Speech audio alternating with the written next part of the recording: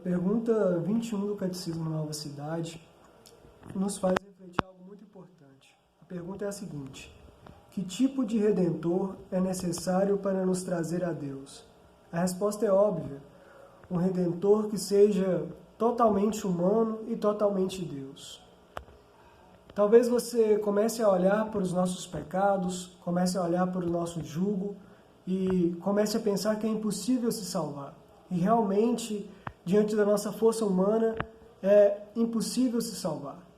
Só que as Escrituras falam, e os profetas também nos dizem, que um redentor, ele era esperado. Um redentor que fosse totalmente humano e totalmente Deus. Isaías 9, no versículo 6, nos dá um relance sobre isso. Ele nos diz que um menino nos nasceu, e um filho se nos deu, e o principado está sobre seus ombros, e ele chamará seu nome Maravilhoso, Conselheiro, Deus Forte, Pai da Eternidade e Príncipe da Paz. Olhando para as nossas próprias forças, realmente é impossível se salvar. Não é por méritos humanos, não é por força humana, mas é preciso de um Deus soberano, totalmente forte e totalmente sábio para nos salvar. Esse Deus, ele veio em uma forma humana e se manifestou na pessoa de Jesus Cristo. Somente por o Filho de Deus, somente por Jesus Cristo, o ungido de Deus, é possível obter a salvação. Esse Deus que se manifestou em forma humana, como Paulo nos diz, que nós vimos a glória do unigênito do Pai, ele tomou sobre si os nossos pecados. No Velho Testamento, na época dos profetas, os pecados eram pagos por sacrifícios e oferendas, por sangue de touro, de bodes e de ovelhas. Mas um sangue muito mais precioso do que esses foi derramado na cruz, a favor de você e de mim. Um sangue que foi vertido, que foi massacrado, um corpo que foi massacrado numa cruz do Calvário. Foi motivo de vergonha, de ignomínia, como diz as Escrituras, para nos livrar do jugo do pecado. Esse Deus, ele viveu as nossas dores, ele viveu os nossos anseios, ele viveu tudo aquilo que nós pensamos que é insuportável, e foi perfeitamente justo e não pecou.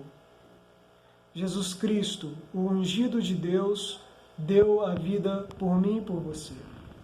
Por isso, hoje mesmo, você pode receber perdão em tempo oportuno pelos seus pecados. Por isso, hoje mesmo, a sua vida pode ser mudada e transformada. Meu caro irmão, eu não sei o que se passa na sua vida, eu não sei o que se passa no seu coração. Mas esse Deus que veio em forma humana, ele perdoa os pecados. Ele sara a nossa terra, ele sara a nossa nação. Nós vivemos um tempo totalmente de calamidade, um tempo onde o juízo de Deus é manifestado por meio de pandemias, por meio de doenças. O que nós precisamos fazer é clamar pelo reino vindouro de Deus, um reino que é justo, um reino em que jamais terá fim. Jesus veio na pessoa do Cristo e tomou sobre os ombros a forma humana e morreu morte de cruz. Ressuscitou por mim e por você.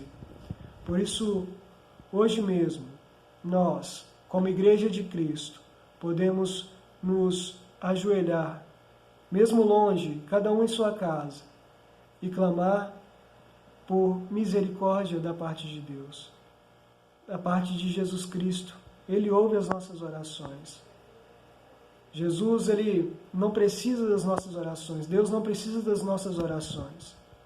Se nós formos estudar as Sagradas Escrituras e nos depararmos com a Trindade, nós vamos saber que o Filho, ele se satisfaz com o Pai com o Filho, o Espírito Santo testifica isso, e há uma perfeita harmonia entre a Trindade.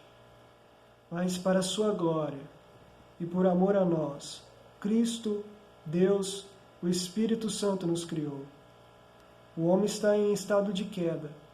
É necessário que Cristo perdoe os nossos pecados. É necessário que um Cordeiro seja manifestado. Que um Cordeiro que seja perfeito nos limpe de nossos pecados.